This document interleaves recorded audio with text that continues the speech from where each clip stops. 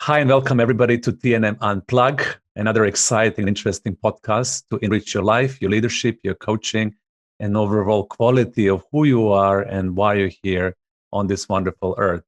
So today with me, I have a very, very interesting and beautiful and exciting guest, Isabelle Courtney-Guy. She's a very good friend, also collaborator. Just a few things about Isabelle. She's a super interesting woman. She's deep listener. She's an insightful questioner. She's a designer of transformational change. She is a creator of interactive workshops for the teams, for organizations. And she really is focused on creating the best possible world for everybody, including you. She works with the organizations globally. She also works with the one-on-one clients. And she has worked with the many, many different industries. So her experience is vast. And today, Isabelle and I will explore the topic of conscious leadership, something that is really dear to my heart. And I know, Isabelle, very dear to your heart. So welcome to the program. Oh, thank you, Zoran. I'm really excited to have this conversation with you and to be sharing on this topic with our listeners. So thank you for inviting me. So many of our leaders are thinking about it right now. So I think now is the time in 2020 when a lot of leaders are thinking about how can I be more conscious in my leadership? How can I be more mindful? I think that the demand for understanding and being with this topic is really high. So let's dive into that from your perspective. So if you can start and share with me, what do you believe about conscious leadership? What is it from your point of view? Great question. What it is really about how you as an individual, as a leader, connect with what's important to you. And so you mentioned the context of 2020. I think that's a great place to start. So there's so many opportunities at the moment in the world with what's happening to connect with what's important to us and what we care about. It's really in our face right now. So much about climate, so much about social justice, how we treat each other as human beings, and as leaders within organizations. Well, what are we going to do with that? What's the kind of difference that we want to make? So fundamentally for me, conscious leadership is about the choices, conscious choices we make as leaders about what we care about and how we're going to go about producing results consistent with that. Right. So you mentioned something interesting. It is about conscious choices that we make as a leader. And when we pause and have space and we become mindful and we really focus our attention and presence into making a conscious choice. Tell me a little bit about that. What does it mean to make a conscious choice as a conscious leader from your perspective? Well, I'll say a little bit about one of the ways that I look at it. This might be familiar to some people. So there's a beautiful idea of above the line and below the line. So above the line are the things that we consciously think about, and it's how we are at our best. And when we're connected to the things that we love, the ideas that inspire us, and that we're able to engage all of our creativity, all of our wisdom, and all of our knowledge to be present with the people around us and connected to what we care about. So that's kind of what you might say is above the line in a really little snapshot. And then within each of us as human beings, there's also a below the line. It's more the unconscious stuff. So that's our fears. It's the stories that we have that get in the way. It's the assumptions and beliefs. And so when I'm talking about kind of conscious leadership and how you go about doing that, it's getting to know the full picture of all parts of ourselves, all of the facets of ourselves. So it's both the things that we really care about and stand for as leaders, the topics that activate us and energize us, and how we can engage with those. But it's also the things that can get in the way of us producing results like that, the things that kind of knock us unconscious in a way, where we just get into survival mode and start maybe using some of the tactics and strategies that, they've got us through life and they've produced a certain level of results, but perhaps, that's not really the kind of person that we want to be with people, the kind of leader that we want to be. And so it's really getting to know your whole realm, above and below, and then allowing them to, they're both valuable, they're both important, they're both part of us, and having them work together. And so that we can be more reliably above the line and accessing all that wisdom and talent that we have. So I love what you're sharing about knowing yourself holistically above the line and below the line. So let's dissect this a little bit further for listeners to really understand what we mean by that. So if we want to start with the first one, knowing oneself above the line, when you work with leaders in your conscious leadership programs and coaching them or supporting or mentoring, how do you get people to get to know themselves above the line? Well, first of all, it's asking people to engage with the kinds of things that they care about. So what's important to them?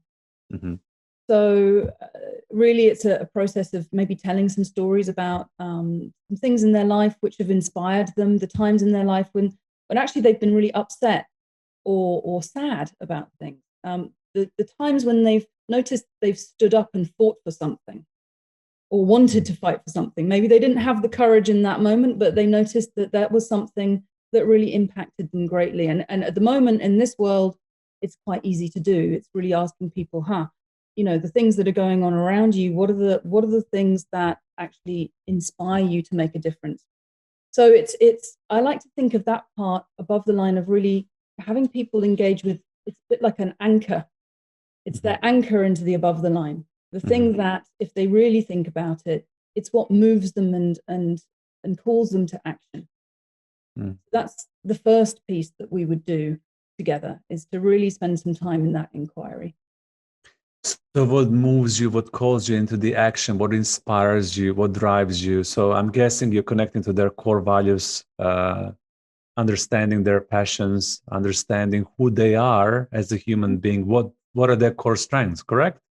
Absolutely. So there are different ways of accessing it, and values is a gorgeous way of doing it. So maybe looking back at some of the stories where you felt most alive in your life, the times when you really felt most yourself, and having a look at what were some of the values that might be associated with that, so that you can get to know those. And strengths as well is a beautiful place to look. What are the qualities that you bring out in times like that, and really produce results? And then also I think for me, it's also the times when, as I said, when we notice that there's something that we want to stand for and almost go to battle for. Yeah, fight for it, like really passionately engage. Like, this is what I'm standing for right now. This is what I really want to rise to the occasion. Great. Yes, absolutely. And I kind of look back in my life, and I know it's those times when I was a teenager, probably it started then, when I would stand up at the table and storm off. You're standing for something important. Right. Yes, in my mind. Yes, absolutely. Obviously that evolves as you grow, but it's that kind of energy that really fires you up, and because you don't get upset unless you care about something. Yes, correct. So I think looking at the things that we complain about that upset us, and then looking at what's the flip side of that coin. What is it really that has us feel that way, that really we feel passionate about? Yeah. So part of becoming a conscious leader, it's really getting to know yourself on a deeper level through the exploration of what is the upper part of that point, like understanding the beautiful, invigorating, passionate, value-driven parts of yourself, right? Absolutely. And I guess a lot of the leaders, especially the senior ones, when it comes to leadership development or coaching, they went through this process, through certain, learning. But the other one is where I really feel that we need to look and explore a little bit more, because that's the space when we are like, oh my God, are we going to go below right now? What's happening there? So let's look into that below, that shadow, what is there? Absolutely. And that's a great other way of saying it, in the shadow. It's kind of, it's the what might be lurking behind us that can swipe us at any time and knock us out. So what's there? So really, it's a function of some of the things that have happened to us in our life. We're all a product of our experience, all the things that have happened to us, and sometimes those things have been painful and uncomfortable. We are wonderful story-making machines, human beings. Our brain is fantastically geared to interpreting what's happening in front of us, and coming up with a strategy to deal with it. And that starts, of course, from a very young age. And that then creates these embedded automatic strategies that we don't even see anymore. To surviving and to surviving the painful times, and to trying to avoid having them happen in the first place as we go through life. And so what a lot of stuff that's below the line are these stories that actually have solidified into beliefs about who we are, about how the world is, and how other people are. And they're often not that positive. They're limiting beliefs, right? There's what we often hear about that, limiting beliefs. And they're not oftentimes not that kind about ourselves. And the way you can hear it is you start to point your listening to your internal dialogue, the little voice or the pictures in our head that reveal what those stories are, that we have about the world and ourselves. And so going below the line, you start to hear and listen to those stories and understand what they are. And then ask yourself, what are the fears that are attached to them? Because usually they're driven by fears about, again, ourselves, about something like, oh no, am I not important? Am I not loved? Am I not valued? Am I not included? Really basic fears that all of us share on some level, but are very uncomfortable to look at. I mean, who wants to look at that? That's particularly, with someone else. I spend all my life avoiding it. Like I'm creating the strategies not to look into that. Absolutely. You are right, because it's uncomfortable. It requires a certain level of courage and also vulnerability to be able to get into this space to explore that part of you. So we tend to avoid it, right? Absolutely. Super vulnerable. Plus, actually, these are strategies exactly that are designed to not have to look at it again. It's absolutely designed to create the fantastic range of blind spots that exist just behind it. By the way, they're only blind spots to us. Other people. I love it. Oh, great. Yeah.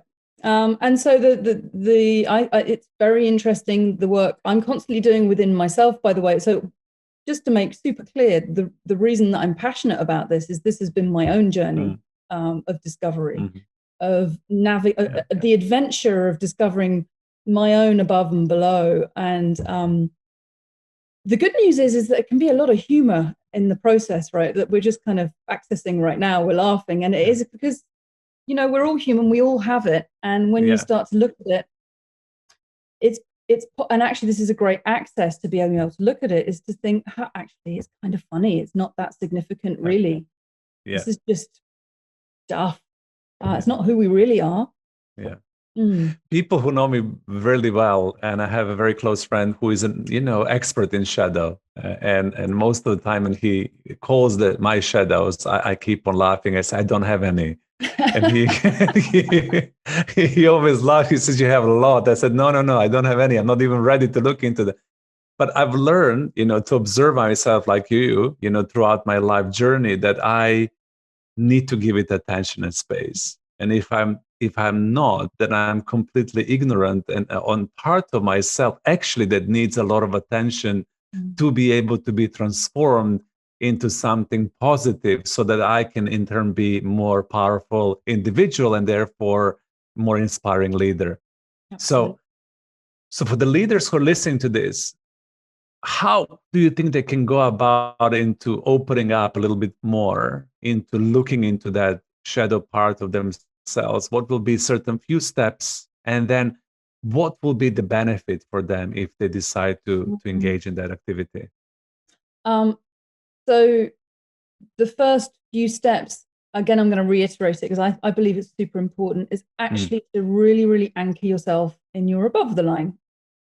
And a couple of things that you can do, by the way, just to add to the getting connected with what's important to you and your values and all of that, is also gratitude. So there's a little practice. Many of us are now familiar with the idea of doing a gratitude practice, but really actually spending the time each day thinking about what we're grateful for, what we're doing well, what we have, the abundance that we do have around us, particularly in these extremely difficult times when it was actually probably not the obvious place to look, is what we can be grateful for. It's very easy to look at all the things that are wrong and challenging. So actually, it's a little bit like feeding yourself with some nutrients so that you've got some energy to kind of dig down and go down the mines there to look for the gold that's below the line. You need some strength, you need some muscles and strength and power. So gratitude is a really great place to start with that. Because you want that lifeline. When you go down in the mines, you need to be able to get back out, right? Correct. So Correct. Yeah. One place to look.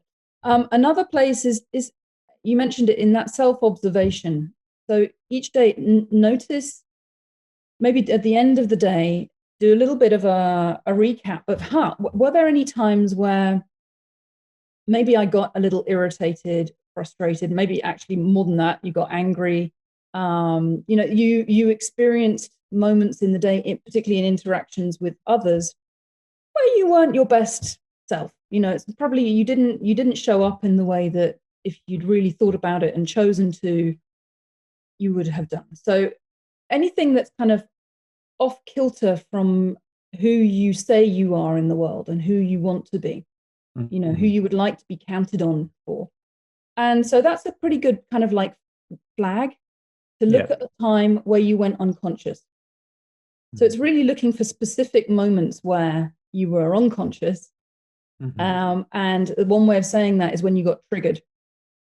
So something happens, we have a reaction. It's usually like you can feel the emotional response. So perhaps in your body, you might notice you'll get kind of, your arms will tense up and your neck will get tight. My jaw goes, my throat, my voice starts to wobble a bit, so start to notice in specific moments when you get triggered, what happens.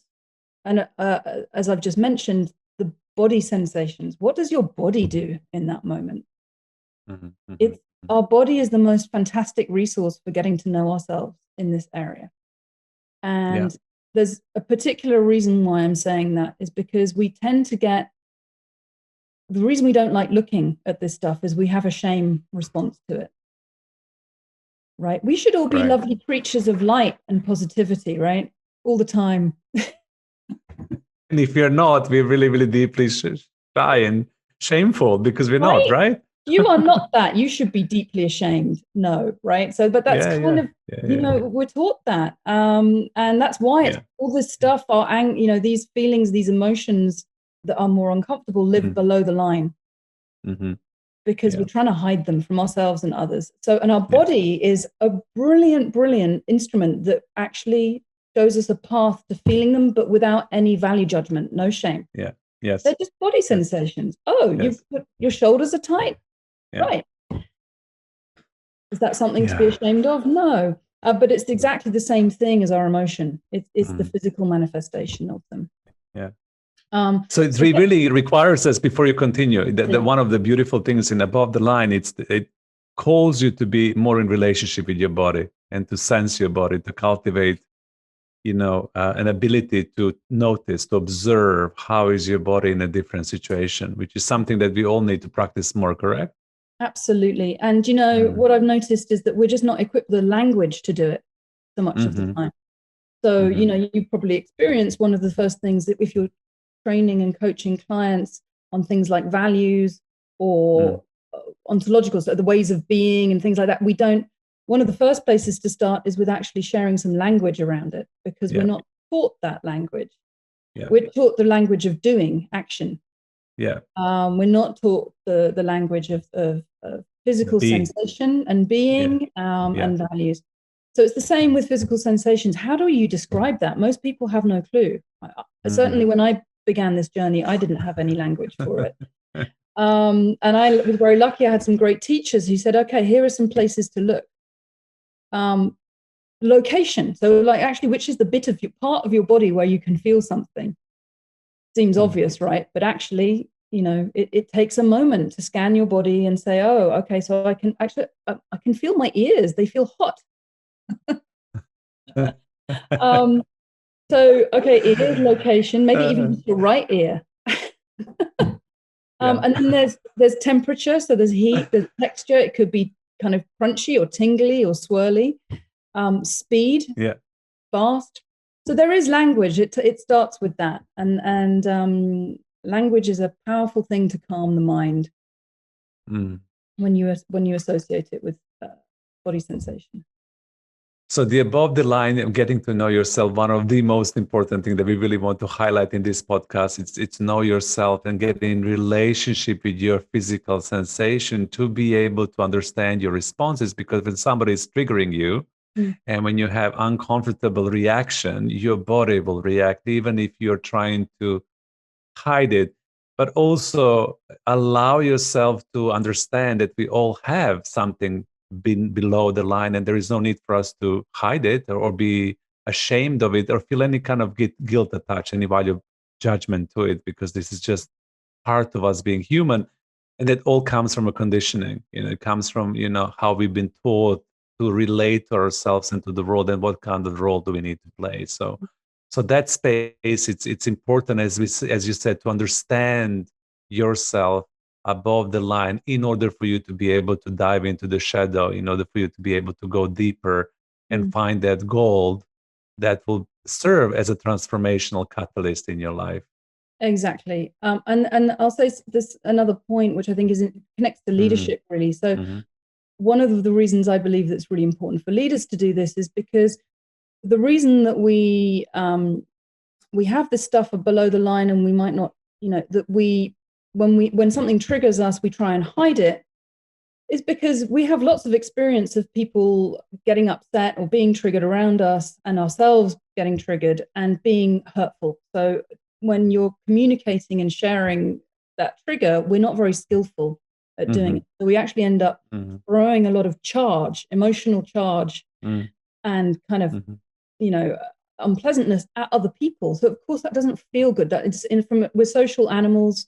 We're in relationship with others. We want to make a difference. And as leaders, most certainly we want to do that reliably. And when we do that, that is not effective leadership. It's not going to build good relationships. It leaves upset. It leaves a big mess. Yep. So that's why, one of the reasons we try and kind of squash it all down. So I think one of the issues for conscious leadership is how can you allow it, connect with it, be aware with it, aware of it, and communicate it in a way that's clean and lets people know who you are as a real human, but doesn't throw a bunch of rubbish at them that they then have to deal with and clean up the mess with you. Yeah. So that clean presence, and your ability to self-regulate on the level to understand how your communication impacts other people, especially if you get charged up or passionate about it.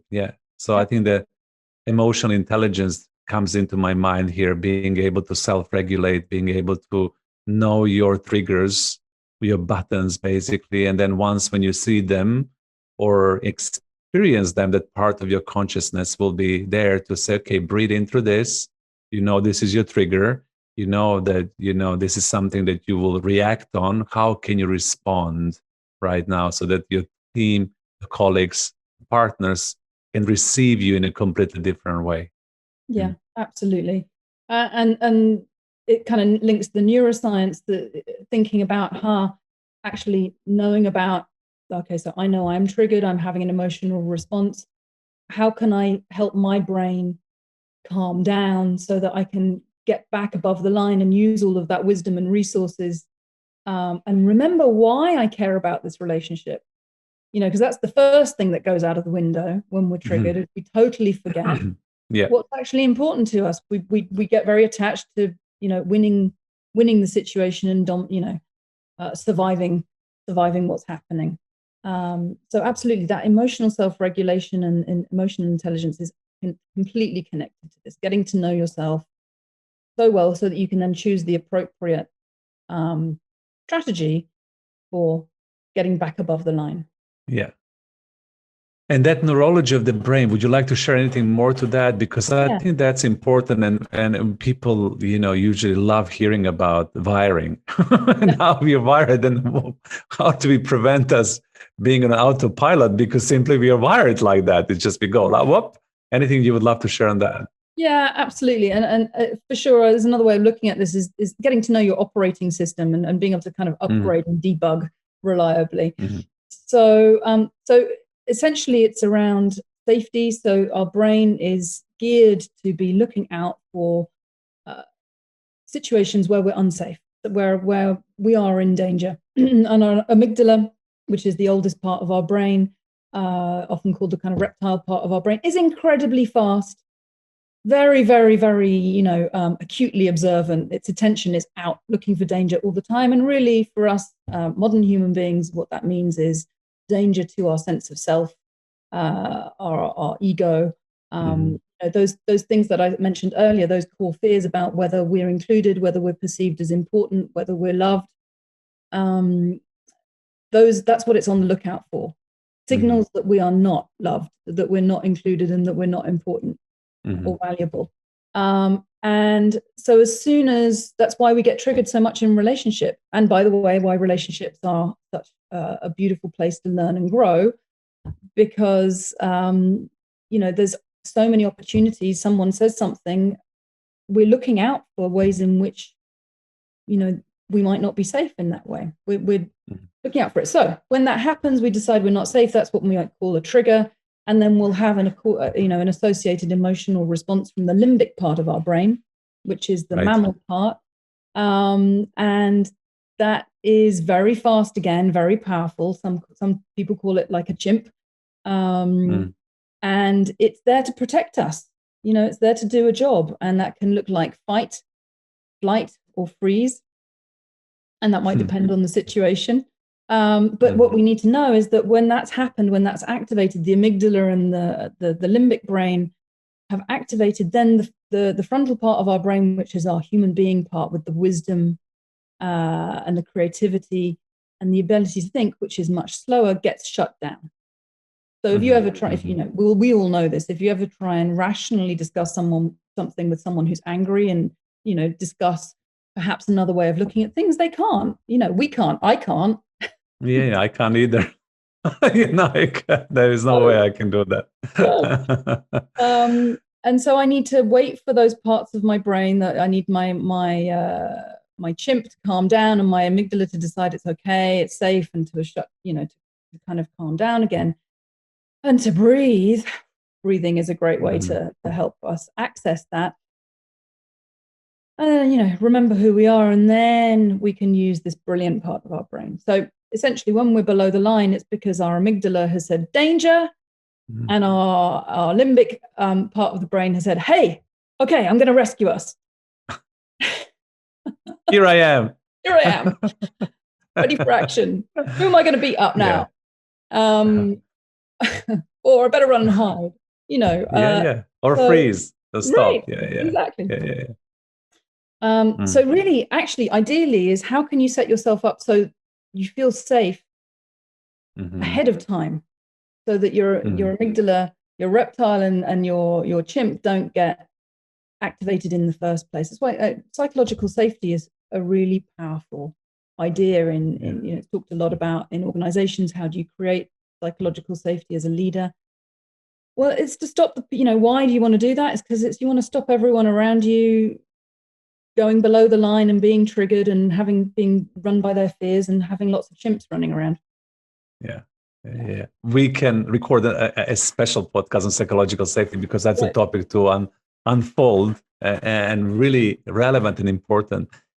Here, what I would love to do next, if you're okay, it's just go a little bit deeper into the shadows, into the below line. And you mentioned wonderful things at the beginning of our conversation, that we have to be strong in our life to be able to go down. We need to have a lifeline. We need to climb back if we need to climb back. But you also use the language, there's a goal down there. So if you decide to go down there, there is something special, something beautiful you can uncover and discover, transform, evolve, heal, whatever language we might use, in order for you to be able to be a better human being, therefore a better leader for yourself and for everybody around you.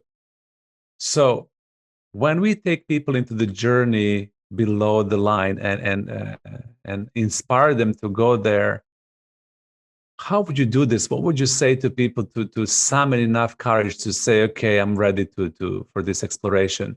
And the reason why I'm asking you this is because I somehow believe that 2020 is the time when we all called to do that work. And not only to be aspirational, inspirational, really strong and courageous and leaderful and full of energy, but also vulnerable enough to go there to understand what do we need to evolve and transform on an individual level in order for us to transform this on a collective level, and in order for this to show up in the leadership in the world, so that we can go somewhere to the next level of ourselves, basically. Yeah. So what would you say on that? I know it's a difficult question, but let's explore it a little bit. I'll give it a go. Okay. So how to set people up so that they're willing to go? Well, I think one of the fundamental things is there's some structure. So if you think about when you want to go cave diving, I don't know if you've done that before. I haven't. I've done that. Yeah. I've done that. Free diving, I've done. Yeah, in cave diving. Spelunking, right? You need a partner. You need. You already mentioned it a couple of times, but you need someone who's at the surface who's going to help you come back. So there is some structure in partnership, and some creating the safety to do it. So that's where a coach comes in really handy. There's community comes in really handy. That that there's people there who've got your back. So there's that sense of structure that's really important, so that you know what's going to happen. So explaining where you're going to go, how it's going to go, when you're coming back, how long it's going to last for, all of that stuff, creating a really strong container for the exploration. So that you're not like, oh, I'm going into the mines, I've no idea how long I'm going to be, I'm all on my own, I don't have a map. So you want all of those things to be put in place. And so that's the skill of a coach, I guess, working with someone like you or I, to help someone do that exploration. Now, there are, of course, practices that you can do yourself. And when you're doing it yourself, you know how long you're going to do it for and where you're going to go. But I do recommend, set yourself up to have someone that you can talk to about it. And also be really clear why you're doing it. It's not just to set off into the mines and just, for no reason. That really why. This is not a rabbit hole that you want to go down and get lost.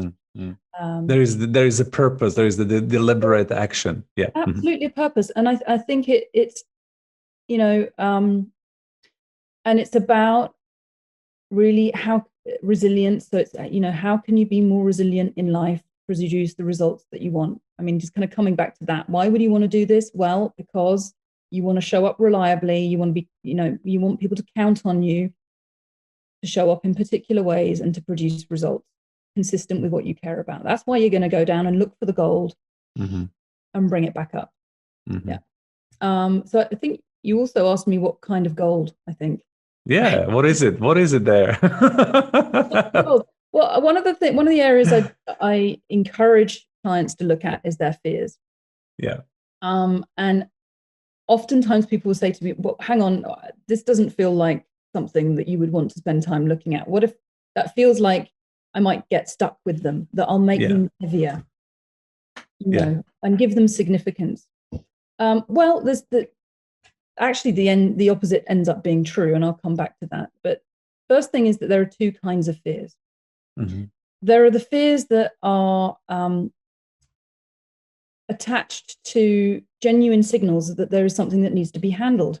So actually, when the fears that we're desperately trying not to look at are trying to send us a brilliant message of what we need to do in order to accomplish our purpose, our desire, our goal.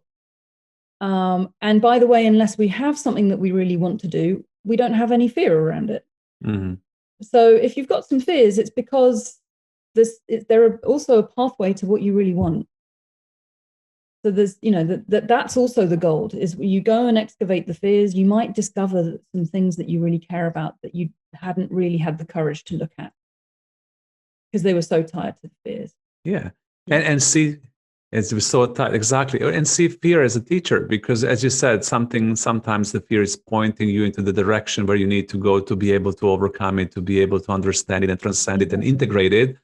And, the only thing you need is a little bit of courage to do that. Otherwise, if you keep on avoiding it, just to avoid that feeling of being afraid of it, then it keeps on bugging you like a little child who requires attention, or something that, never disappears and never leaves. And you keep on then creating coping mechanisms to cope. Instead, let's just do it. Let's just understand, right? What is that about? What is that fear for? Yeah, absolutely. And by the way, that when most people, when they want a big theme on coaching, you'll have heard, is procrastination, right? How can I stop procrastinating? Well, guess what? The reason you're procrastinating is your fears have got you, like by the scruff of your neck. And they're like holding you back. Right. Yeah. No, you're not doing that today. It doesn't matter how many times you write it on your to-do list, it's not going to happen. Yeah, and then the second thing is I'm beating myself up. Oh my God, I'm so bad because I haven't done it, and it's on my to-do list for such a long time. And why am I not doing it? And so on and so forth. You're absolutely right. The source of it is fears. Right? Did you call that one? Yeah, so absolutely. So one thing is, when you start to look at your fears, they will give you signposts for actions to take. How I have this fear. What are the mitigating things? What are the things I could put in place to have me feel more safe? What's the cost if I don't take action? So I get that that's the fear. What is it going to cost me if I don't do something here? We can start to engage in a dialogue, in a process of really unpacking this and thinking about it. But until you've got it in front of you and you're looking at it, you can't have a conversation to handle it. It will just operate and have you procrastinate and get in the way. So that's one kind of fear. There's the other kind, which is just the flotsam and jetsam of our mind that is generated from all of those past experiences and all of that stuff around self-worth and being, included and loved and all of that. And that is just the stuff that our mind is and our body is producing all the time from past traumas. Now that I see that akin to a bit like a petrol tank. When you've been running the car for a certain amount of time, there's gunk at the bottom. And in the system, in the pipes, and it needs cleaning out. It's not useful. It's just gunk, and it's weighing us down. It's really getting in the way of us having and being in action.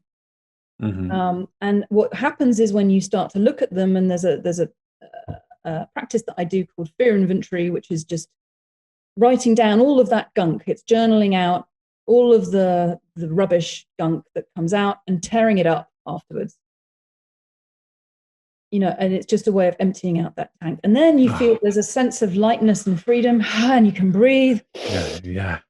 And it also, and what that does is it teaches you to be insignificant about them, to go, it's just that usual same shit.